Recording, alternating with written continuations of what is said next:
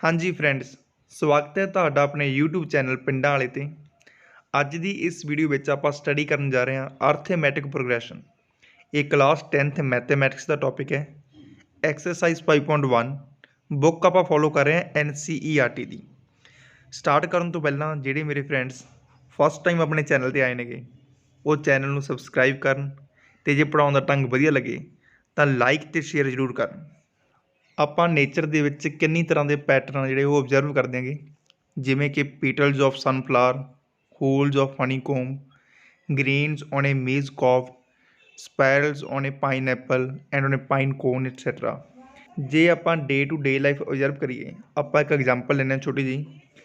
Example ਦੇ ਲਈ, ਜੇ ਤੁਹਾਨੂੰ ਜੋਬ ਮਿਲ ਜੇ ਅਤੇ ਤੁਹਾਨੂੰ ਆਫਰ ਕੀਤਾ ਜਾਵੇ 10,000 ਸੈਲਰੀ ਪਰ ਮੰਥ ਦੇ ਹਿਸਾਬ ਨਾਲ, ਅਤੇ ਕਿਹਾ ਜਾਵੇ ਕਿ ਹਰੇਕ ਸਾਲ ਜਿਹੜਾ ਇਨਕਰੀਮੈਂਟ ਲੱਗੇਗਾ ਉਹ 500 ਰੁਪੀਜ਼ ਲੱਗੇਗਾ, ਤਾਂ ਫਸਟ ਈਅਰ ਜਿਹੜੀ ਤੁਹਾਡੀ ਸੈਲਰੀ ਹੋਏਗੀ ਉਹ ਹੋਏਗੀ 10,000, ਸੈਕਿੰਡ ਈਅਰ ਹੋਏਗੀ 10,500, ਫਿਰ 11,000, ਫਿਰ 11,500, 12,000, ਇਸ ਤਰ੍ਹਾਂ। ਇਹ ਵੀ ਇੱਕ ਤਰੀਕੇ ਦਾ ਪੈਟਰਨ ਬਣਦਾ ਜਾ ਰਿਹਾ। ਹੁਣ ਆਪਾਂ ਹੋਰ ਪੈਟਰਨਸ 'ਤੇ ਨਿਗਾਹ ਮਾਰਦੇ ਹਾਂ। ਜਿਵੇਂ ਫਸਟ ਵਿੱਚ ਆਪਾਂ ਦੇਖ ਰਹੇ ਹਾਂ ਕਿ ਜੇ ਆਪਾਂ ਪ੍ਰਸੀਡਿੰਗ ਟਰਮ ਵਿੱਚ ਇੱਕ ਐਡ ਕਰੀਏ ਤਾਂ ਆਪਣੀ ਨੈਕਸਟ ਟਰਮ ਆਪਣੀ ਆ ਜਾਂਦੀ ਆ। ਸੈਕਿੰਡ ਦੇ ਵਿੱਚ ਤਾਂ ਆਪਾਂ ਦੇਖੀਏ ਤਾਂ ਇੱਕ ਨੰਬਰ ਦਾ ਸਕੇਅਰ ਆ, ਪਹਿਲਾਂ ਜਿਵੇਂ 1 ਦਾ ਸਕੇਅਰ, ਫਿਰ 2 ਦਾ ਸਕੇਅਰ, ਫਿਰ 3 ਦਾ ਸਕੇਅਰ, ਫਿਰ 4 ਦਾ ਸਕੇਅਰ। ਇਸ ਤੋਂ ਨੈਕਸਟ ਵਿੱਚ ਥਰਡ ਦੇ ਵਿੱਚ ਜੇ ਆਪਾਂ 2 ਨਾਲ ਮਲਟੀਪਲਾਈ ਕਰੀਏ ਤਾਂ ਕੌਂਜੂਗੇਟ ਟਰਮਸ ਆ ਰਹੀਆਂ ਨੇਗੀਆਂ, ਅਤੇ ਲਾਸਟ ਦੇ ਵਿੱਚ ਵੀ ਸਿਮਿਲਰ ਟਰਮ ਆ ਰਹੀਆਂ ਨੇਗੀਆਂ। ਪਰ ਆਪਾਂ ਕਹਿ ਸਕਦੇ ਹਾਂ ਕਿ ਇੱਥੇ ਆਪਾਂ ਹਰ ਵਾਰ 0 ਐਡ ਕਰਦੇ ਹਾਂ ਤਾਂ ਨੈਕਸਟ ਟਰਮ ਆਉਂਦੀ ਹੈਗੀ। ਇਸ ਤਰ੍ਹਾਂ ਕਈ ਤਰ੍ਹਾਂ ਦੇ ਪੈਟਰਨ ਨੇਗੇ, ਜਿਹੜੇ ਜਾਂ ਤਾਂ ਕੁਝ ਐਡ ਕਰਕੇ ਜਾਂ ਕੁਝ ਮਲਟੀਪਲਾਈ ਕਰਕੇ ਆਪਾਂ ਨੈਕਸਟ ਟਰਮ ਫਾਈਂਡ ਕਰ ਸਕਦੇ ਹੈਗੇ। ਹੁਣ ਜਦੋਂ ਨੈਕਸਟ ਟਰਮ ਫਾਈਂਡ ਕਰਨ ਲਈ ਆਪਾਂ ਕੋਈ ਫਿਕਸਡ ਨੰਬਰ ਐਡ ਕਰਦੇ ਹਾਂ ਤਾਂ ਉਸ ਪੈਟਰਨ ਨੂੰ ਆਪਾਂ ਕਹਿੰਦੇ ਹਾਂ ਅਰਥਮੈਟਿਕ ਪ੍ਰੋਗਰੈਸ਼ਨ। ਅਤੇ ਦੂਸਰੇ ਕੇਸ ਵਿੱਚ ਜਦੋਂ ਆਪਾਂ ਨੈਕਸਟ ਟਰਮ ਫਾਈਂਡ ਕਰਨ ਲਈ ਕਿਸੇ ਫਿਕਸਡ ਨੰਬਰ ਨਾਲ ਮਲਟੀਪਲਾਈ ਕਰ ਦਿਆਂਗੇ ਤਾਂ ਉਸ ਪੈਟਰਨ ਨੂੰ ਕਹਿੰਦੇ ਆਪਾਂ ਜਿਓਮੈਟ੍ਰਿਕ ਪ੍ਰੋਗਰੈਸ਼ਨ। ਜਿਓਮੈਟ੍ਰਿਕ ਪ੍ਰੋਗਰੈਸ਼ਨ ਬਾਰੇ ਤੁਸੀਂ ਕਲਾਸ +1 ਦੇ ਵਿੱਚ ਪੜ੍ਹੋਗੇ, ਅਤੇ ਅਰਥਮੈਟਿਕ ਪ੍ਰੋਗਰੈਸ਼ਨ ਆਪਾਂ ਇਸ 10th ਕਲਾਸ ਦੇ ਵਿੱਚ ਸਟੱਡੀ ਕਰਾਂਗੇ ਇਸ ਵੀਡੀਓ ਵਿੱਚ। ਅਤੇ ਹੁਣ ਆਪਾਂ ਫਾਰਮਲੀ ਅਰਥਮੈਟਿਕ ਪ੍ਰੋਗਰੈਸ਼ਨ ਨੂੰ ਡਿਫਾਈਨ ਕਰਦੇ ਹਾਂ ਵੀ an arithmetic progression is a list of numbers in which each term is obtained by adding a fixed number to the preceding term except the first term। Arithmetic progression ਕੀ ਆ? ਇੱਕ numbers ਦੀ list ਹੈਗੀ ਜਿਹਦੇ ਵਿੱਚ next number find ਕਰਨ ਦੇ ਲਈ ਆਪਾਂ ਪਹਿਲੇ ਨੰਬਰ ਦੇ ਵਿੱਚ ਕੋਈ ਫਿਕਸਡ ਨੰਬਰ ਐਡ ਕਰਾਂਗੇ, ਇਕੱਲੀ ਪਹਿਲੀ ਟਰਮ ਨੂੰ ਛੱਡ ਕੇ, ਪਹਿਲੇ ਨੰਬਰ ਨੂੰ ਛੱਡ ਕੇ। ਇਹ ਜਿਹੜਾ ਫਿਕਸਡ ਨੰਬਰ ਆਪਾਂ ਐਡ ਕਰ ਦੇਂਗੇ ਇਹਨੂੰ ਕਹਿੰਦੇ ਆ common difference of the AP। ਇਹ ਪੋਜ਼ੀਟਿਵ ਵੀ ਹੋ ਸਕਦਾ, ਨੈਗੇਟਿਵ ਵੀ ਹੋ ਸਕਦਾ, ਅਤੇ 0 ਵੀ ਹੋ ਸਕਦਾ। AP ਨੂੰ ਚੰਗੀ ਤਰ੍ਹਾਂ ਸਮਝਣ ਦੇ ਲਈ ਆਪਾਂ ਇੱਕ ਹੋਰ ਐਗਜ਼ਾਮਪਲ ਲੈਂਦੇ ਹੈਗੇ ਅਤੇ ਦੇਖਦੇ ਕਿ AP ਹੈ ਜਿਹੜੀ ਉਹ ਕੀ ਚੀਜ਼ ਆ। AP ਵਿੱਚ ਆਪਾਂ ਸਟੱਡੀ ਕੀਤਾ ਕਿ ਇਹ ਇੱਕ ਲਿਸਟ ਆਫ ਨੰਬਰਸ ਹੈਗੀ ਜਿੱਥੇ ਨੈਕਸਟ ਟਰਮ ਫਾਈਂਡ ਕਰਨ ਦੇ ਲਈ ਆਪਾਂ ਪ੍ਰਸੀਡਿੰਗ ਟਰਮ ਦੇ ਵਿੱਚ ਇੱਕ ਫਿਕਸਡ ਨੰਬਰ ਐਡ ਕਰਦੇ ਹਾਂ। ਜੇ ਆਪਾਂ ਇੱਥੇ ਦੇਖੀਏ ਤਾਂ ਆਪਾਂ ਦੇਖਾਂਗੇ ਜੇ ਆਪਾਂ 2 ਤੋਂ 5 'ਤੇ ਜਾਣਾ ਸੀ ਤਾਂ ਆਪਾਂ ਕੀ ਐਡ ਕੀਤਾ? +3 ਐਡ ਕੀਤਾ ਇਹਦੇ ਵਿੱਚ। ਨੈਕਸਟ 5 ਤੋਂ 8 'ਤੇ ਜਾਣ ਲਈ ਫਿਰ +3 ਐਡ ਕੀਤਾ, ਫਿਰ 8 ਤੋਂ 11 'ਤੇ ਜਾਣ ਲਈ ਫਿਰ +3 ਐਡ ਕੀਤਾ, ਅਤੇ 11 ਤੋਂ 14 'ਤੇ ਜਾਣ ਲਈ ਫਿਰ +3 ਐਡ ਕੀਤਾ। ਅਤੇ ਜੇ ਹੁਣ ਮੈਂ ਤੁਹਾਨੂੰ ਪੁੱਛਾਂ ਕਿ ਵੀ ਨੈਕਸਟ ਟਰਮ ਕੀ ਹੋਏਗੀ ਤਾਂ ਆਪਾਂ ਈਜ਼ਲੀ ਪ੍ਰੋਡਿਕਟ ਕਰ ਸਕਦੇ ਹੈਗੇ ਕਿ 14 + 3 17 ਹੋਏਗਾ, 17 + 3 20 ਹੋਏਗਾ, ਅਤੇ ਇਸ ਤਰੀਕੇ ਨਾਲ ਇਹ ਅੱਗੇ ਦੇ ਅੱਗੇ ਚੱਲੀ ਜਾਣੀ ਆ। ਜਿਹੜਾ ਫਿਕਸਡ ਨੰਬਰ ਦੀ ਆਪਾਂ ਗੱਲ ਕੀਤੀ ਇੱਥੇ, ਇਹ ਫਿਕਸਡ ਨੰਬਰ ਨੂੰ ਆਪਾਂ ਕਹਿੰਦੇ ਹੈਗੇ ਕਾਮਨ ਡਿਫਰੈਂਸ। ਇਹ ਫਿਕਸਡ ਨੰਬਰ ਨੂੰ ਕੀ ਕਹਿੰਦੇ ਆਪਾਂ? ਕਾਮਨ ਡਿਫਰੈਂਸ ਕਹਿੰਦੇ ਹੈਗੇ। ਅਤੇ ਜਦੋਂ ਵੀ ਆਪਾਂ ਕਿਸੇ AP ਬਾਰੇ ਸਟੱਡੀ ਕਰਨਾ ਤਾਂ ਆਪਾਂ ਨੂੰ ਦੋ ਚੀਜ਼ਾਂ ਬਾਰੇ ਪਤਾ ਹੋਣਾ ਚਾਹੀਦਾ ਹੈਗਾ। ਇੱਕ ਤਾਂ ਉਹਦੇ ਵਿੱਚ ਕਾਮਨ ਡਿਫਰੈਂਸ ਕੀ ਆ, ਅਤੇ ਇੱਕ ਉਸ AP ਦੀ ਫਸਟ ਟਰਮ ਕਿਹੜੀ ਹੈਗੀ। ਕਲੀਅਰ?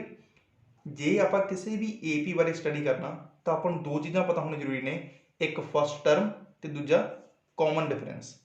ਕਿਸੇ ਵੀ AP ਦੀ ਜਿਹੜੀ ਫਸਟ ਟਰਮ ਆ ਉਹਨੂੰ ਆਪਾਂ ਰੀਪ੍ਰਜੈਂਟ ਕਰਦੇ ਹਾਂ A ਦੇ ਨਾਲ ਜਾਂ A1 ਦੇ ਨਾਲ, ਅਤੇ ਕਾਮਨ ਡਿਫਰੈਂਸ ਨੂੰ ਆਪਾਂ ਰੀਪ੍ਰਜੈਂਟ ਕਰਦੇ ਹਾਂ D ਦੇ ਨਾਲ। ਅਤੇ ਨੈਕਸਟ ਆਪਾਂ ਦੇਖਦੇ ਹਾਂ, ਜੇ ਆਪਾਂ ਫਸਟ ਟਰਮ ਨੂੰ A1 ਦੇ ਨਾਲ ਰੀਪ੍ਰਜੈਂਟ ਕਰਦੇ ਹਾਂ ਤਾਂ A1 ਦੀ ਵੈਲਿਊ ਕਿੰਨੀ ਹੋਏਗੀ? 2, ਅਤੇ ਸੈਕੰਡ ਟਰਮ ਨੂੰ ਆਪਾਂ ਰੀਪ੍ਰਜੈਂਟ ਕਰਾਂਗੇ A2 ਨਾਲ, ਅਤੇ ਥਰਡ ਟਰਮ ਨੂੰ ਆਪਾਂ ਰੀਪ੍ਰਜੈਂਟ ਕਰਾਂਗੇ A3 ਨਾਲ।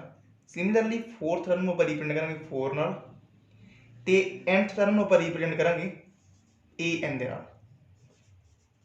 nth टर्म ਨੂੰ ਆਪਾਂ रिप्रेजेंट करांगे an ਦੇ ਨਾਲ। ਹੁਣ ਇੱਥੇ सवाल ਇਹ ਆ ਵੀ ਜੇ ਆਪਾਂ ਕਾਮਨ ਡਿਫਰੈਂਸ फाइंड करना ਹੋਵੇ ਤਾਂ ਆਪਾਂ ਕਿਵੇਂ ਕਰਾਂਗੇ। ਜੇ ਕੋਈ AP ਤੁਹਾਨੂੰ ਦਿੱਤੀ ਹੋਵੇ ਤੇ ਪੁੱਛਿਆ ਜਾਵੇ ਕਿ ਕਾਮਨ ਡਿਫਰੈਂਸ फाइंड ਕਰੋ, ਕਾਮਨ ਦਾ ਮੀਨਿੰਗ ਇਹ ਹੈ ਵੀ ਕੋਈ ਵੀ ਦੋ ਟਰਮ ਜਿਹੜੇ ਕੌਨਜੂਗੇਟਿਵ ਨੇ ਉਹਨਾਂ ਡਿਫਰੈਂਸ फाइंड ਕਰੋ, ਸਾਰੀ ਜਗ੍ਹਾ ਤੇ ਸੇਮ ਹੋਏਗਾ। ਤਾਂ ਕਾਮਨ ਡਿਫਰੈਂਸ D ਦੀ ਵੈਲਿਊ फाइंड ਕਰਨ ਦੇ ਲਈ ਆਪਾਂ A2 A1 फाइंड कर सकते हैं। Second term minus first term, तो इत्थे की आ रहा 5 - 2 = 3। जां आपां A3 - A2 third term minus second term कर दिए, 8 - 5 फिर भी 3 आएगा। आपां कोई भी दो कॉन्जिक्यूटिव टर्म चकांगे तो उन्हां डिफरेंस फाइंड करांगे, उन्होंने आपां कहना कॉमन डिफरेंस। हुण आपां इत्थे इहनूं सम अप करदे हां। किसी भी AP बारे आपां नूं दो चीज़ां पता होण, एक तो फर्स्ट टर्म, एक कॉमन डिफरेंस, तो आप AP लिख भी सकते हैं। तो AP बारे होर कोई भी जानकारी जी अपन चाहिए वो आप इन्होंने दोनों चीज़ों तो लै सकते हैं। नैक्सट आप गल करते हैं कि AP किन्ने तरह की होंगी है, टाइप्स ऑफ एन AP। ये दो तरह की होंगे ने APs। जी फस्ट टाइप है उन्होंने कहने आप फाइनाइट AP, मीनिंग कि जी AP की आप टर्म्स ने जो वो काउंट कर सकते होइए तो आप उस AP को कहने फाइनाइट AP। हुण जिवें इस विच आपां गल करिए, आपां कहने इस AP कोले n टर्म्स ने, मीनिंग कि A1 तो स्टार्ट होके लास्ट टर्म कही है AN। जिथे आपां total number of terms count कर सकते होइए उन्होंने आपां कहने फाइनाइट AP।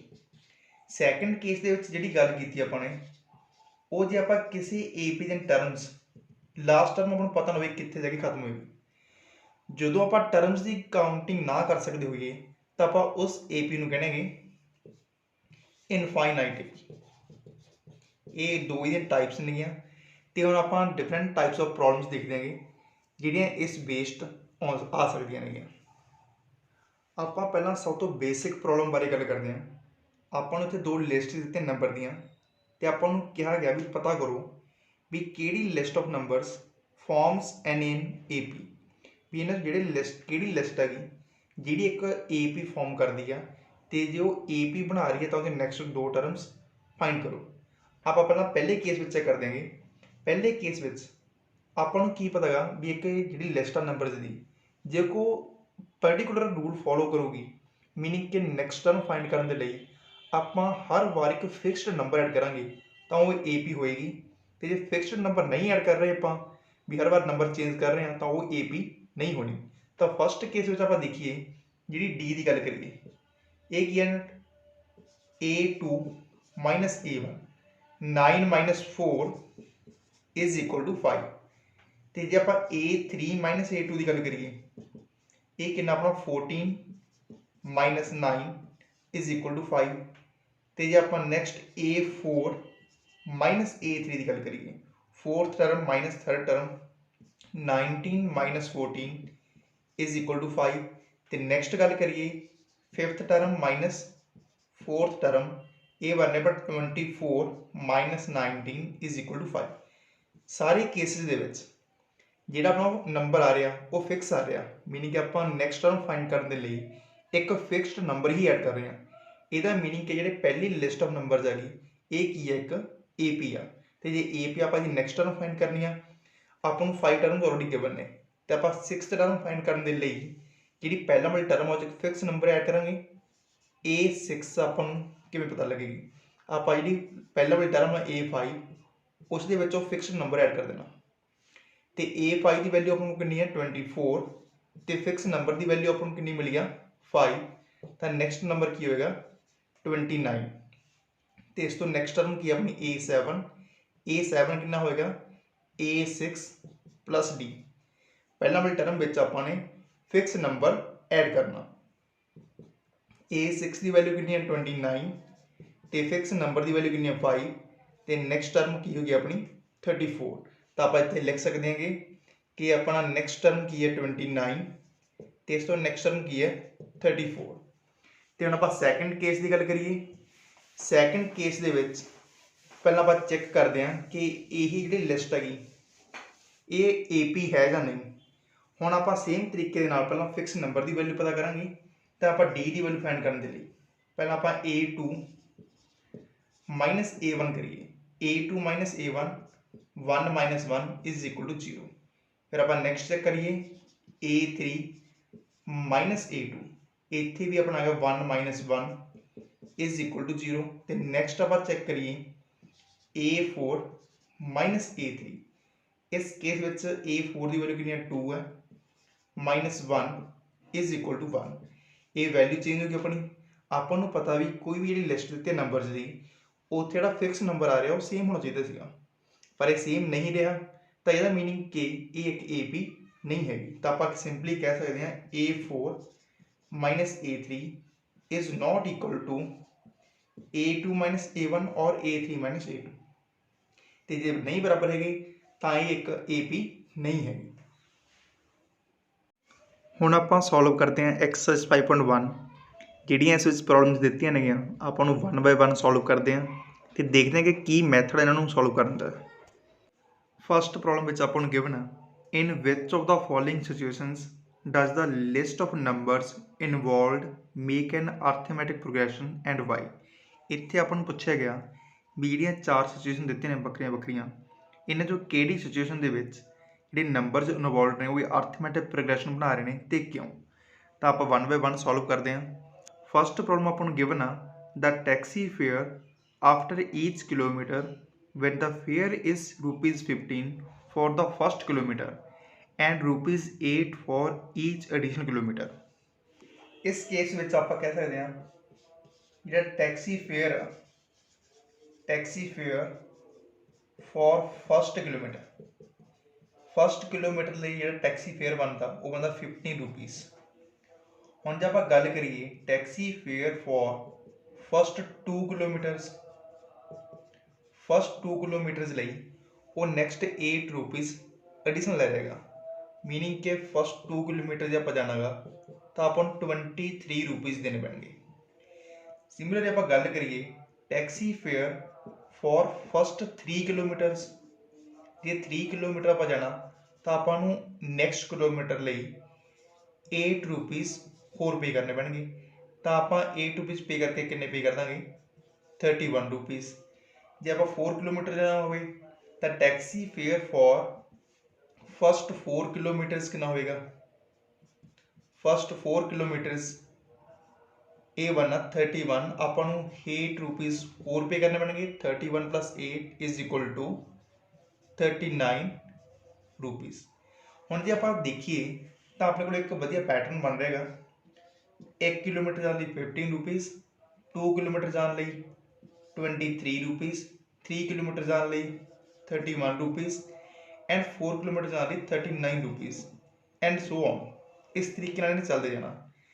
ਤੇ ਜੇ ਆਪਾਂ ਕਲੀਅਰਲੀ ਇੱਥੇ ਓਬਜ਼ਰਵ ਕਰੀਏ ਤਾਂ ਆਪਾਂ ਦੇਖ ਸਕਦੇ ਹਾਂਗੇ ਕਿ ਨੈਕਸਟ ਟਰਮ ਫਾਈਂਡ ਕਰਨ ਦੇ ਲਈ ਆਪਾਂ ਆਲਵੇਜ਼ 8 ਨੰਬਰ ਨੂੰ ਹੀ ਐਡ ਕਰ ਰਹੇ ਹਾਂ।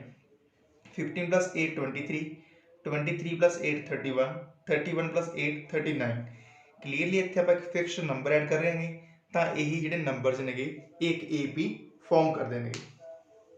ਸੈਕੰਡ ਪ੍ਰੋਬਲਮ ਦੇ ਵਿੱਚ ਆਪਾਂ ਨੂੰ given the amount of air present in a cylinder when a vacuum pump removes 1/4 of the air remaining in the cylinder at a time. ਇਸ ਕੇਸ ਦੇ ਵਿੱਚ ਗੱਲ ਕੀਤੀ ਗਈ ਹੈ ਕਿ ਸਿਲੰਡਰ ਦੀ ਜਦੋਂ ਆਪਾਂ ਸਿਲੰਡਰ ਦੇ ਵਿੱਚ ਪੰਪ ਲਗਾਉਣੇ ਆ ਤਾਂ 1/4 ਗੈਸ ਜਿਹੜੀ ਉਹ ਬਾਹਰ ਕੱਢ ਦਿੰਦਾ। ਆਪਾਂ ਐਗਜ਼ਾਮਪਲ ਦੇ ਨਾਲ ਮੰਨ ਕੇ ਚੱਲਦੇ ਹਾਂ ਕਿ ਸਟਾਰਟਿੰਗ ਦੇ ਵਿੱਚ 800 cc ਜਿਹੜਾ ਗੈਸ ਦਾ ਵੋਲੀਅਮ ਸੀ ਸਿਲੰਡਰ ਦੇ ਵਿੱਚ, ਤੇ ਜੇ ਉਹਨੇ 1/4 ਰਿਮੂਵ ਕਰ ਦੇਣਾ ਪੰਪ ਨੇ ਤਾਂ 800 ਦਾ 1/4 ਕਿੰਨਾ ਹੋਏਗਾ, 1/4 ਹੋਏਗਾ 200। ਉਹਨੇ 800 cc ਵਿੱਚੋਂ 200 ਰਿਮੂਵ ਕਰ ਦੇਣਾ, 200 ਰਿਮੂਵ ਕਰਕੇ ਬਚਣਾ ਬਾਕੀ 600 cc।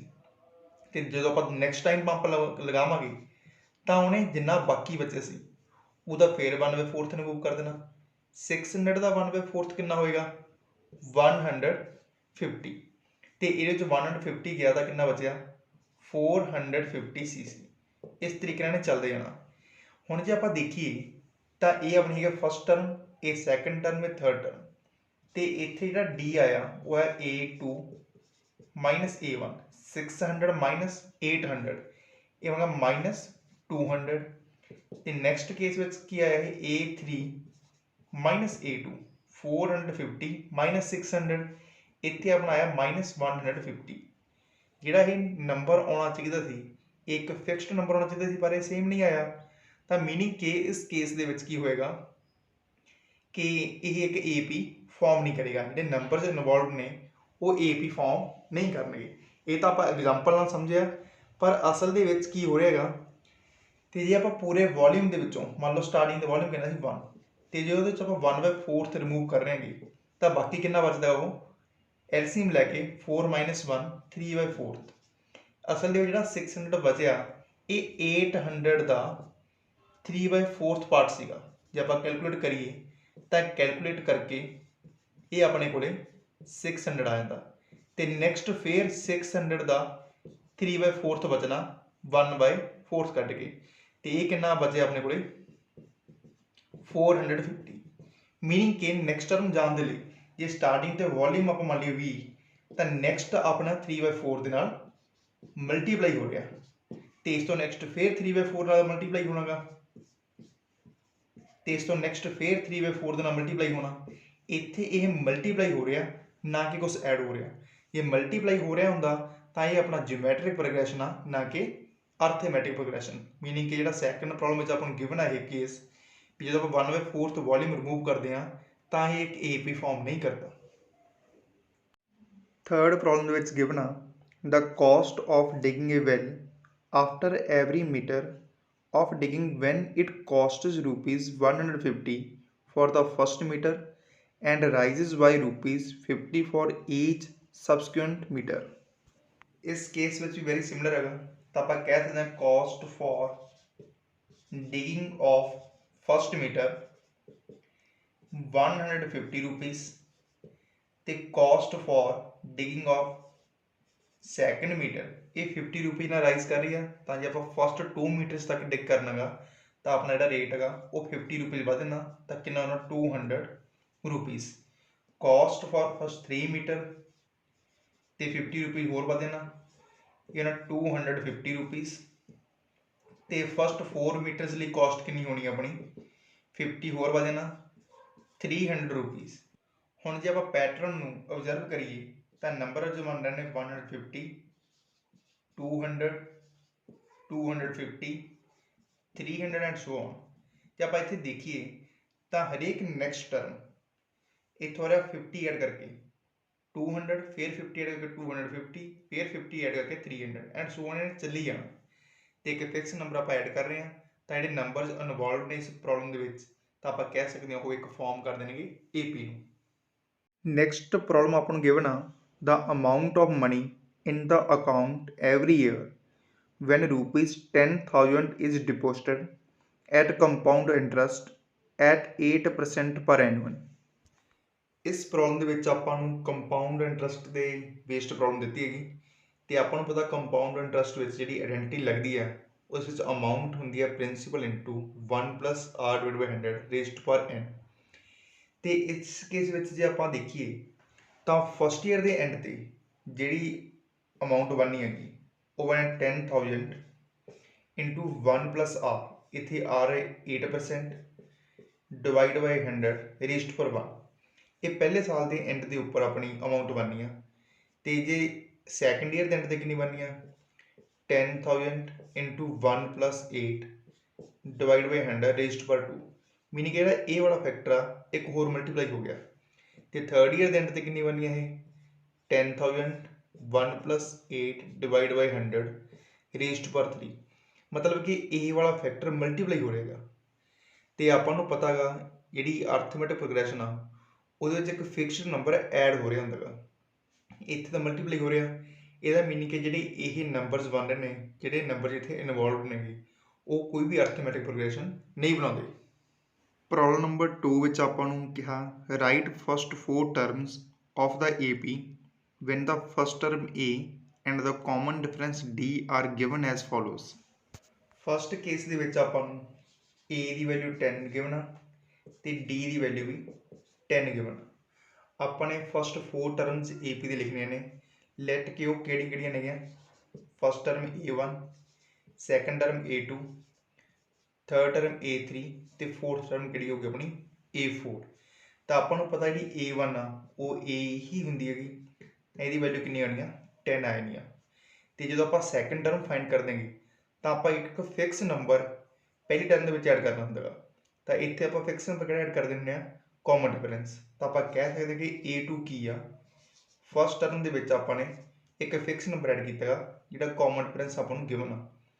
ਫਸਟ ਟਰਮ ਵੀ 10 ਹੈਗੀ ਤੇ ਆਪਣਾ ਫਿਕਸਡ ਨੰਬਰ ਵੀ 10 ਹੈਗਾ, ਜਾਂ ਆਪਾਂ ਕਹੀਏ ਕਾਮਨ ਡਿਫਰੈਂਸ ਵੀ ਆਪਣਾ 10 ਆ। ਤਾਂ ਆਪਣੀ a2 ਦੀ ਵੈਲਿਊ ਕਿੰਨੀ ਹੈਗੀ 20। ਤੇ ਫਿਰ ਆਪਣੇ ਕੋਲੇ a3 ਫਾਈਂਡ ਕਰਨ ਦੇ ਲਈ a3 ਆਪਾਂ ਇਹਦੀ ਪ੍ਰੈਸੀਡਿੰਗ ਟਰਮ ਵਿੱਚ ਫਿਕਸ ਨੰਬਰ ਐਡ ਕਰਾਂਗੇ। ਪਹਿਲੇ ਵਾਲੀ ਟਰਮ a2 ਕਿੰਨੀ ਆਪਣੀ 20। ਆਪਾਂ ਪਹਿਲਾਂ ਇੱਥੇ ਆਇਡੈਂਟੀਟੀ ਲਿਖ ਲਈਏ ਕਿ ਆਪਾਂ ਨੂੰ ਸੈਕੰਡ ਟਰਮ ਦੇ ਵਿੱਚ ਪ੍ਰੈਸੀਡਿੰਗ ਟਰਮ ਦੇ ਵਿੱਚ ਇੱਕ ਫਿਕਸ ਨੰਬਰ ਐਡ ਕਰਨਾ ਜਾਂ ਕਾਮਨ ਡਿਫਰੈਂਸ ਐਡ ਕਰਨਾ। a2 ਦੀ ਵੈਲਿਊ 20 ਹੈ ਲਾਸਟ ਵਿੱਚ ਆਪਾਂ ਫਾਈਂਡ ਕੀਤੀ ਤੇ ਫਿਕਸ ਨੰਬਰ ਆਪਾਂ ਨੂੰ 10 ਗਿਵਨ ਹੈਗਾ। ਤਾਂ a3 ਦੀ ਵੈਲਿਊ ਕਿੰਨੀ ਹੈਗੀ 30। ਤੇ ਫੋਰਥ ਟਰਮ ਕੀ ਹੋਏਗੀ ਆਪਣੀ ਇਸ ਤੋਂ ਪ੍ਰੋਸੀਡਿੰਗ ਟਰਮ। ਫੋਰਥ ਟਰਮ ਤੋਂ ਪਹਿਲਾਂ ਕਿਹੜੀ ਹੈ a3, ਫਿਕਸ ਨੰਬਰ ਕੀ ਹੈ d ਆਪਣਾ। a3 ਦੀ ਵੈਲਿਊ ਆਪਾਂ ਲਾਸਟ ਟਰਮ ਵਿੱਚ ਫਾਈਂਡ ਕੀਤੀ ਹੈ ਲਾਸਟ ਸਟੈਪ ਵਿੱਚ 30 + 10 = 40। ਤਾਂ ਆਪਾਂ ਟਰਮਸ ਦੀ ਵੈਲਿਊ ਕੀ ਕਹਿ ਸਕਦੇ ਹਾਂ a1 ਦੀ ਵੈਲਿਊ ਆਪਣੀ ਕੀ ਹੈਗੀ 10, a2 ਦੀ ਵੈਲਿਊ ਹੈਗੀ 20, a3 ਦੀ ਵੈਲਿਊ ਹੈਗੀ 30 ਤੇ a4 ਦੀ ਵੈਲਿਊ ਹੈਗੀ 40। ਸੈਕੰਡ ਪਾਰਟ ਦੇ ਵਿੱਚ ਆਪਾਂ ਨੂੰ a ਦੀ ਵੈਲਿਊ ਗਿਵਨ ਹੈ -2 ਤੇ ਕਾਮਨ ਡਿਫਰੈਂਸ ਦੀ ਵੈਲਿਊ ਗਿਵਨ ਹੈ 0। ਤਾਂ ਆਪਾਂ ਫਿਰ ਫਸਟ 4 ਟਰਮ ਪਤਾ ਕਰਨੇ ਨੇ। ਤਾਂ first term a1, second a2, third a3, fourth term ਆਪਾਂ ਮੰਨਿਆ a4। ਤਾਂ a ਦੀ 1 ਦੀ ਵੈਲਿਊ ਕੀ ਹੈਗੀ a ਹੀ ਹੋਏਗੀ ਤਾਂ -2 ਆਇਆ ਨਾ। ਤੇ ਸੈਕੰਡ ਟਰਮ ਫਾਈਂਡ ਕਰਨ ਦੇ ਲਈ ਆਪਾਂ ਫਸਟ ਟਰਮ ਦੇ ਵਿੱਚ ਕਾਮਨ ਡਿਫਰੈਂਸ ਐਡ ਕਰਾਂਗੇ। ਫਸਟ ਟਰਮ ਦੀ ਵੈਲਿਊ ਕਿੰਨੀ ਹੈ -2 ਤੇ ਕਾਮਨ ਡਿਫਰੈਂਸ ਦੀ ਵੈਲਿਊ ਕਿੰਨੀ ਗਿਵਨ ਆਪਾਂ ਨੂੰ 0। -2 + 0 ਇਹ ਵੀ ਆਪਣਾ -2 ਹੀ ਆਏਗਾ। ਤੇ ਫਿਰ ਥਰਡ ਟਰਮ ਫਾਈਂਡ ਕਰਨ ਦੇ ਲਈ ਆਪਾਂ ਸੈਕੰਡ ਟਰਮ ਵਿੱਚ ਕਾਮਨ ਡਿਫਰੈਂਸ ਐਡ ਕਰਾਂਗੇ a2 + d। a2 ਦੀ ਵੈਲਿਊ ਕਿੰਨੀ ਹੈ ਆਪਣੇ ਕੋਲੇ ਆਪਾਂ ਲਾਸਟ ਸਟੈਪ 'ਚ ਫਾਈਂਡ ਕੀਤੀ ਹੈ -2, ਕਾਮਨ ਡਿਫਰੈਂਸ ਆਪਾਂ ਨੂੰ ਗਿਵਨ ਹੈ 0 ਤੇ -2 + 0 ਇਹ ਵੀ ਆਪਣਾ -2 ਹੀ ਆ ਜਾਣਾ। ਤੇ ਫੋਰਥ ਟਰਮ ਦੀ ਵੈਲਿਊ ਫਾਈਂਡ ਕਰਨ ਦੇ ਲਈ ਆਪਾਂ ਥਰਡ ਟਰਮ ਦੇ ਵਿੱਚ ਕਾਮਨ ਡਿਫਰੈਂਸ ਐਡ ਕਰਾਂਗੇ a3 + d। a3 ਦੀ ਵੈਲਿਊ ਆਪਾਂ ਲਾਸਟ ਸਟੈਪ ਵਿੱਚ ਫਾਈਂਡ ਕੀਤੀ ਹੈ -2, ਕਾਮਨ ਡਿਫਰੈਂਸ ਆਪਣਾ 0 ਹੈ, ਦੋਨੇ ਐਡ ਕਰਕੇ ਆਪਣਾ ਆਨਸਰ ਆਣਾ -2। ਤਾਂ ਆਪਾਂ ਕਹਿ ਸਕਦੇ ਹਾਂ ਕਿ ਜਿਹੜੀ ਆਪਣੀ ਫਸਟ 4 ਟਰਮਸ ਆਈਆਂ ਉਹਨਾਂ ਦੀ ਵੈਲਿਊ ਕਿੰਨੀ ਹੈਗੀ -2, -2, -2 ਐਂਡ -2। ਇੱਕ ਪਾਰਟ ਇਸ ਪ੍ਰੋਬਲਮ ਦਾ ਆਪਾਂ ਹੋਰ ਕਰ ਦੇਂਗੇ। ਆਪਾਂ ਨੂੰ ਗਿਵਨ ਆ a = -1 ਐਂਡ d = 1/2 ਜਾਂ ਆਪਾਂ ਕਹਿ ਸਕਦੇ ਹਾਂ ਕਿ 0.5। ਤੇ ਆਪਾਂ ਫਿਰ ਫਸਟ 4 ਟਰਮ ਪਤਾ ਕਰਨੇ ਨੇ ਆ a1, a2, a3 and a4। a1 ਜਿਹੜੀ ਆਪਣੀ a ਹੀ ਹੁੰਦੀ ਹੈਗੀ ਇਹਦੀ ਵੈਲਿਊ -1 ਗਿਵਨ ਆਪਾਂ ਨੂੰ। ਤੇ ਸੈਕੰਡ ਟਰਮ ਫਾਈਂਡ ਕਰਨ ਦੇ ਲਈ ਆਪਾਂ ਫਸਟ ਟਰਮ ਦੇ ਵਿੱਚ ਉਹ ਫਿਕਸਡ ਨੰਬਰ ਐਡ ਕਰਾਂਗੇ ਜਾਂ ਕਾਮਨ ਡਿਫਰੈਂਸ ਐਡ ਕਰਾਂਗੇ। a1 ਦੀ ਵੈਲਿਊ ਆਪਣੀ -1 ਹੈਗੀ, d ਦੀ ਵੈਲਿਊ ਆਪਣੀ 0.5 ਆ, ਇਹ ਐਡ ਕਰਕੇ ਆਪਣਾ ਆ ਗਿਆ -0.5। ਤੇ ਥਰਡ ਟਰਮ ਫਾਈਂਡ ਕਰਨ ਦੇ ਲਈ ਆਪਾਂ ਸੈਕੰਡ ਟਰਮ ਦੇ ਵਿੱਚ ਆਪਾਂ ਕਾਮਨ ਡਿਫਰੈਂਸ ਐਡ ਕਰਾਂਗੇ। a2 ਦੀ ਵੈਲਿਊ ਆਪਾਂ ਲਾਸਟ ਸਟੈਪ ਵਿੱਚ ਫਾਈਂਡ ਕੀਤੀ ਆ -0.5, d ਦੀ ਵੈਲਿਊ ਆਪਾਂ ਨੂੰ ਗਿਵਨ ਆ 0.5, ਇਹ ਆਪਣਾ ਐਡ ਕਰਕੇ ਆ ਗਿਆ 0। ਤੇ ਫੋਰਥ ਟਰਮ ਫਾਈਂਡ ਕਰਨ ਦੇ ਲਈ ਆਪਾਂ ਥਰਡ ਟਰਮ ਦੇ ਵਿੱਚ ਕਾਮਨ ਡਿਫਰੈਂਸ ਐਡ ਕਰਾਂਗੇ। a3 ਦੀ ਵੈਲਿਊ ਆਪਾਂ ਲਾਸਟ ਸਟੈਪ ਵਿੱਚ ਫਾਈਂਡ ਕੀਤੀ ਹੈ 0 ਤੇ d ਦੀ ਵੈਲਿਊ ਆਪਾਂ ਨੂੰ ਗਿਵਨ ਹੈ 0.5, ਐਡ ਕਰਕੇ ਆਪਣਾ ਆਨਸਰ ਆ ਗਿਆ 0.5। ਤਾਂ ਆਪਾਂ ਕਹਿ ਸਕਦੇ ਹਾਂ ਕਿ a1 ਦੀ ਵੈਲਿਊ ਕਿੰਨੀ ਹੈ -1, a2 ਦੀ ਵੈਲਿਊ ਕਿੰਨੀ ਆ -0.5, a3 ਦੀ ਵੈਲਿਊ ਕਿੰਨੀ ਹੈ 0 ਤੇ ਫੋਰਥ ਟਰਮ ਦੀ ਵੈਲਿਊ ਕਿੰਨੀ ਆ 0.5। ਥਰਡ ਪ੍ਰੋਬਲਮ 'ਚ ਆਪਾਂ ਨੂੰ ਗਿਵਨ ਆ for the following APs right the first term and the common difference. ਇਹਨਾਂ ਨੇ ਪਹਿਲਾਂ ਹੀ ਦੱਸਿਆ ਹੋਇਆ ਵੀ ਇਹ APs ਨੇ ਤਾਂ ਕਿਸੇ ਵੀ ਕੌਨਜੂਗੇਟ ਟਰਮ ਦੇ ਵਿੱਚ ਜਿਹੜਾ ਡਿਫਰੈਂਸ ਆ ਉਹ ਸੇਮ ਹੀ ਹੋਏਗਾ। ਤੁਸੀਂ ਕੋਈ ਵੀ ਦੋ ਚੱਕ ਕੇ ਫਾਈਂਡ ਕਰ ਸਕਦੇ ਹੋਗੇ। ਫਸਟ ਕੇਸ ਵਿੱਚ ਜਿਹੜੀ ਫਸਟ ਟਰਮ ਹੈਗੀ ਉਹ ਤਾਂ ਮੇਰੀ ਫਸਟ ਟਰਮ ਦੇ ਦਿੱਤੀ ਹੋਈ ਆਪਾਂ ਨੂੰ 3 ਤੇ ਕਾਮਨ ਡਿਫਰੈਂਸ ਆਪਾਂ ਕੋਈ ਵੀ ਦੋ ਟਰਮਸ ਚੱਕ ਕੇ ਉਹਨਾਂ ਡਿਫਰੈਂਸ ਫਾਈਂਡ ਕਰ ਸਕਦੇ ਹਾਂ, ਚਾਹੇ ਆਪਾਂ ਪਹਿਲੀ ਤੇ ਦੂਸਰੀ ਟਰਮ ਚੱਕ ਲਈਏ, ਚਾਹੇ ਦੂਸਰੀ ਤੇ ਤੀਸਰੀ, ਚਾਹੇ ਤੀਸਰੀ ਤੇ ਚੌਥੀ, ਸਾਰਿਆਂ ਸੇਮ ਹੀ ਹੋਣਾ ਕਿਉਂਕਿ ਇਹਨਾਂ ਗਿਵਨ ਆ ਕਿ ਸਾਰੀਆਂ APs ਹੀ ਨੇ। तो डी आप कह सकते हैं A2 माइनस A1। पहले केस A2 की वैल्यू कितनी है, सैकेंड टर्म की वैल्यू कितनी है 1 तो फर्स्ट टर्म की वैल्यू कितनी है 3। तो इस केस कॉमन डिफरेंस कितना आ गया 1 माइनस 3 इज इक्वल टू -2। तो second problem the which first term कितनी है अपनी -5 तो डिफरेंस कितना अपना कोई भी दो चक लो, कोई जरूरी नहीं भी आप पहली तो दूसरी लैनी है क्योंकि AP का सारी जगह तो जो डिफरेंस आ वो सेम ही होएगा।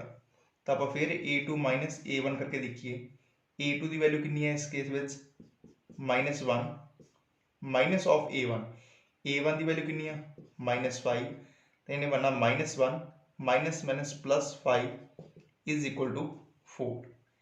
तो third case the which first term की वैल्यू कितनी है अपनी A की 1/3 तो कॉमन डिफरेंस आप कह सकते हैं A2 minus A1 5/3 -1/3 is equal to LCM similar 3 आ गया 5 माइनस 1 इज इक्वल टू 4/3। तो हम नैक्सट विच आप जो फोर्थ पार्ट है उत्थे A की वैल्यू कितनी अपनी fourth part they which first term की वैल्यू हैगी अपने को 0.6 तो डी की वैल्यू हैगी A2 माइनस A1 1.7 माइनस 0.6 ये अपने को आ गया 1.1। तो ये किसी भी जगह तो चेक कर सकते होंगे मैं सारे A2 माइनस A1 नहीं किया, तुम कोई भी दो ले लो चाहे A3 माइनस A2 करिए आप इस केस चेक कर देंगे 3.3 थर्ड टर्म कितनी अपनी 2.8 तो सैकेंड टर्म कितनी अपनी 1.7 फिर सबट्रैक्ट करके अपना आ गया 1.1। तो आप कह सकते हैं कि कॉमन डिफरेंस की वैल्यू कितनी है 1.1। फोर्थ प्रॉब्लम विच अपन गिवन आ which of the following are APs if they form an AP find the common difference D and write 3 more terms. अपन गिवन है कि नंबर्स गिवन है चैक करने को कहा गया तो जो AP ने तो नैक्सट 3 टर्म्स आप लिखनिया ने मैं सारिया सॉल्व नहीं कराँगा मैंने जो इंपॉर्टेंट 4 लगिया मैंने मैं लिखिया ने ताकि अपने को कंसैप्ट क्लीयर हो जाए अपना।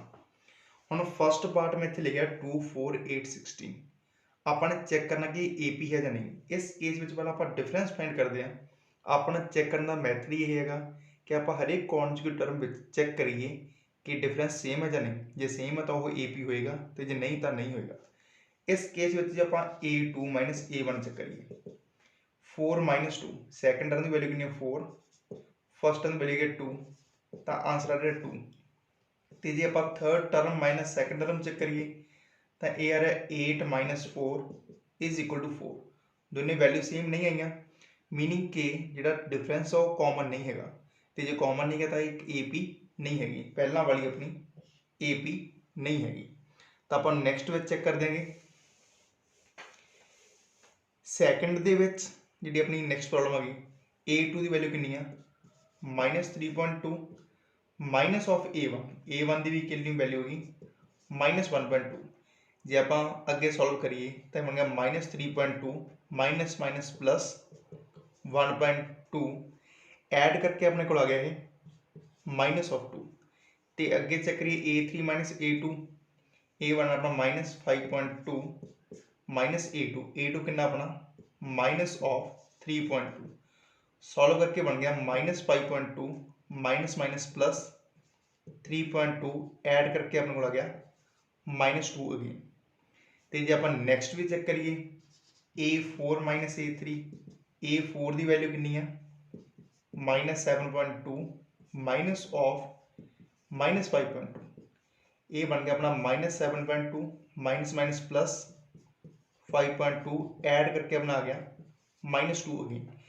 सारी जगह पर जो डिफरेंस है कॉमन आ रहेगा मीनिंग कि अपनी यही एक AP हैगी तो जो AP है तो ये नैक्सट टर्म्स कितनी होंगे आप फिर -2 ऐड करिए ना तो जो इतने -2 ऐड किया तो इन्हें बनना -9.2 -11.2 -13.2।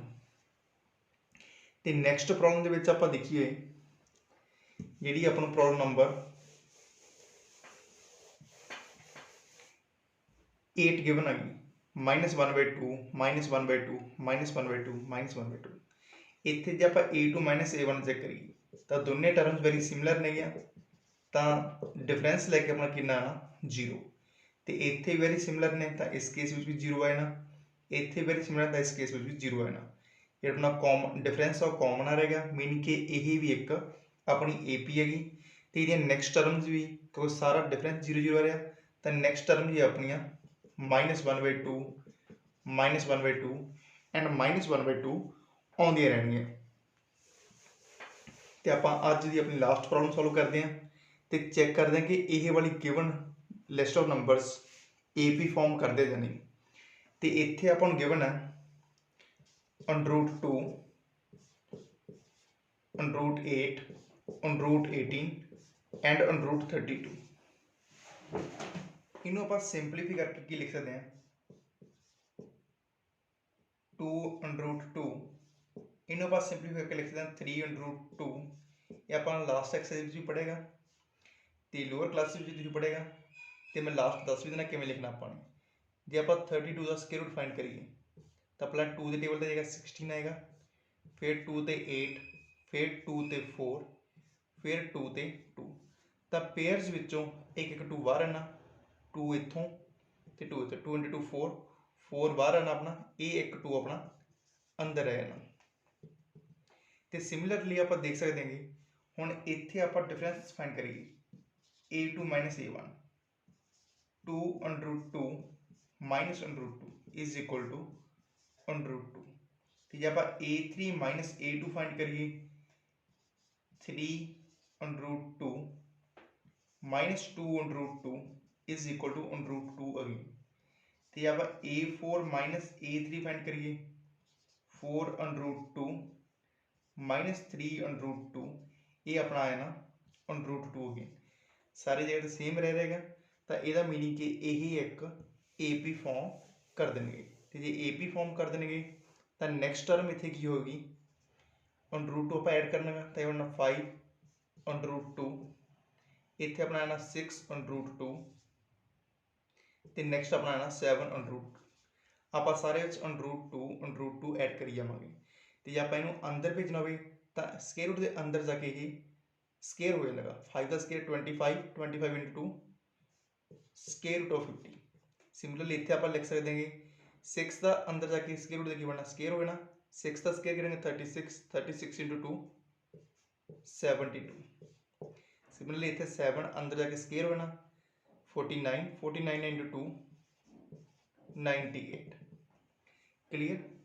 ਤੇ ਇਸ ਵੀਡੀਓ 'ਚ ਆਪਾਂ ਬੇਸਿਕ ਬਾਰੇ ਪੜ੍ਹਿਆ ਤੇ ਨੈਕਸਟ ਵੀਡੀਓ 'ਚ ਆਪਾਂ AP ਨੂੰ ਹੋਰ ਐਲੈਬੋਰੇਟ ਕਰਾਂਗੇ ਤੇ ਦੇਖਾਂਗੇ ਕਿ ਇਹਦੇ ਸ਼ਾਰਟਕਟਸ ਜਾਂ ਇਹਦੀ ਆਇਡੈਂਟੀਟੀਜ਼ ਆਪਾਂ ਕਿਵੇਂ ਅਪਲਾਈ ਕਰਨੇ ਨੇਗੇ ਤੇ ਕਿਵੇਂ nth ਟਰਮ ਫਾਈਂਡ ਕਰਨੀ ਹੈਗੀ, ਕਿਵੇਂ APs ਦਾ ਆਪਾਂ ਸਮ ਫਾਈਂਡ ਕਰਨਾ given terms the. Thanks for watching. ਜੇ ਵਧੀਆ ਲੱਗਿਆ ਹੋਵੇ ਤਾਂ ਆਪਣੇ ਫਰੈਂਡਸ ਦੇ ਨਾਲ ਜ਼ਰੂਰ ਸ਼ੇਅਰ ਕਰਿਓ।